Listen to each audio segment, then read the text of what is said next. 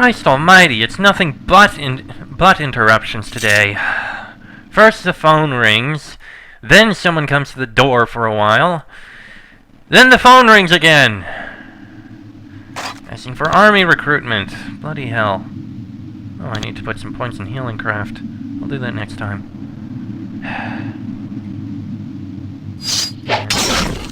And while that happened, Shanti managed to, well, kill a rat that wandered a bit too close. No biggie. I feel like we can actually run further in this one than we could in the last one. That's odd. And let it run close and then we'll stab it! Interesting. Ah! You find that someone has barred the door here from this side. You unbar it. Oh. Well, good. Let's see. Anything in here? It must have been someone's home. A couple icy crystals. We probably won't need them. We can sell them. We'll hold on to them anyway, just in case. Until we get a thorn baton or something. Because surely there would be batons. I mean, why the hell wouldn't there be batons? Ah. Oh. It's right over there. Wow. The Fiora couldn't even kill one rat? Jeez, we really need to make them stronger.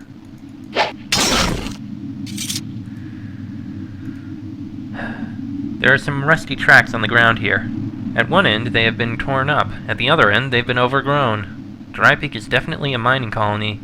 There are several large nests back here, made from trash and twisted sticks. The scavengers here might have found something interesting. Well, there's bones in that one. Oh, a sword! Yeah, that'll be much better than the dagger we got. Yep, definitely more useful. We'll sell the dagger. The nests primarily consist of junk. However, you do find something interesting in this one. There's a small iron key on a leather thong. Some guards must have dropped it and a rat found it. You take the key and pocket it. That'll probably open up the doors here. So, make a quick run in. Still, for a settlement here, it looks like it's completely abandoned. I found a key, Shanti. Interesting. Try it in the door. See if you can find a way to get this gate open. Well, surely there must be. I mean, why would they have a gate that you can't open? You can enter the guardhouse. Not surprisingly, it is empty. However, it doesn't look like it has been abandoned for long. There are cloaks hanging on the wall, and the table isn't dusty. There is a lever in the middle of the room. It is probably the control for the gate. Well, let's take a look at what else here. Chitin armor and javelins. The doors to the north and west were left very securely locked. You may need to find another way around. Well, I guess we'll try them another time. Ah, sounds like it worked. And there goes Shanti. Onward! Right after we take a look at what's in here. Ah, some books. Visitors to Drypeak were expected to sign in this book. You don't see anything unexpected. Merchants came up here a few times a year. The most recent caravan came through about 3 months ago. Well, even if Drypeak is abandoned, it hasn't been abandoned quite anywhere nearly as long as Susia Island was. This was the quarters for the captain of the guard. Nobody is here at the moment. You notice a pair of crystals on the table to the west. These crystals are a useful magical weapon. When thrown at a foe, they turn into powerful bolts of energy. Crystals are not usually made by shapers. They are mere rocks, charged with magic and thus beneath your kind. They are useful nonetheless. Well, we'll take it anyway. Sell it later or something. Yeah, I like that. We'll use the living tool. Venom thorns! Sure, why not? We'll take them. Pen and ink, sheet of paper, and a lamp. Nothing of use in there.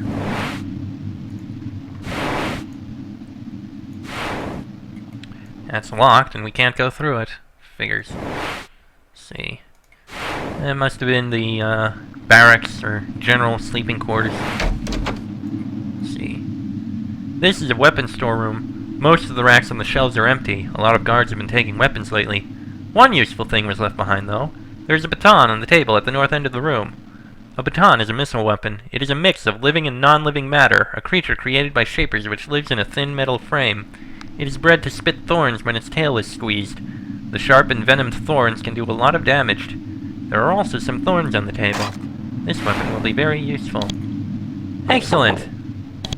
I kinda knew we'd find a thorn baton eventually. I mean, why the hell wouldn't we? Couple rooms here. If amphoras of wine, most likely. And sure, why not? We'll use our other living tool. Oh, nothing in here but a book. No wonder the door to this room was locked. This chamber contains a spellbook. Shapers don't write a lot of spellbooks. They are very nervous about outsiders finding their secrets. Using your mental training, you read the book very quickly, absorbing the instructions within. You learn a new spell. War Blessing. You can cast it on yourself and your creations. The lucky recipient will hit more often and do more damage for a short time. Nice. Granted, we don't have the magical ability in order to cast it, but hey, it's something. There's Shanti. Finally, you have reached the front gates of Drypeak. You are very relieved by what you hear. Ahead, floating to you on the wind, you hear the shouts of merchants, the sounds of boots clicking against cobblestone roads, the grunts of the serviles working in the fields. Drypeak is still a functioning settlement. However, their gate to the outside world is abandoned and overrun with rogues. Why? Hopefully you and Shanti will be able to solve some of this mystery. Odd. Shanti walks up to you quickly. She doesn't look in the mood for conversation. Rogues everywhere! The customs gate locked, the main gate unguarded. This is a disgrace! Apprentice, always remember this. We Shapers are respected and feared. Why? Because we have great power and keep it in secret from outsiders? Because we kill anyone who steals and misuses our powers? In part. But we Shapers are respected most of all because we look to outsiders flawless. Perfect. We may argue internally, but to the outside world we never look weak. Zakary and Barzahl have failed in this. This settlement makes us look like fools. Now you and I will find them, and we will find out why this disaster has been allowed to happen. She turns on her heel and strides into the settlement of Drypeak.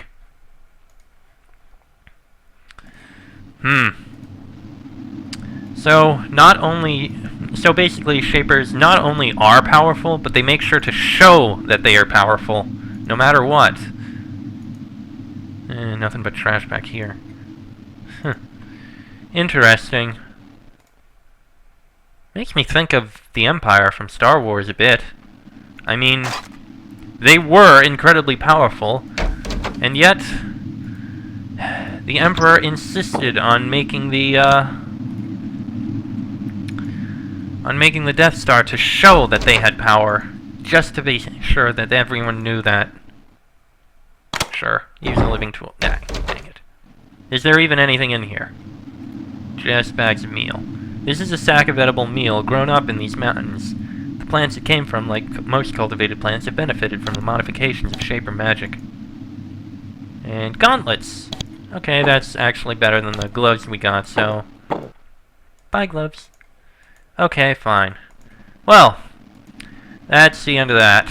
We've gone through the entire area and know that something is very wrong in Drypeak. It stinks of orc poo. Still, we're almost done with this session. We just have one more thing to do. Yeah, and that is to name our little Fiora. And I think I know just what I'm going to name it.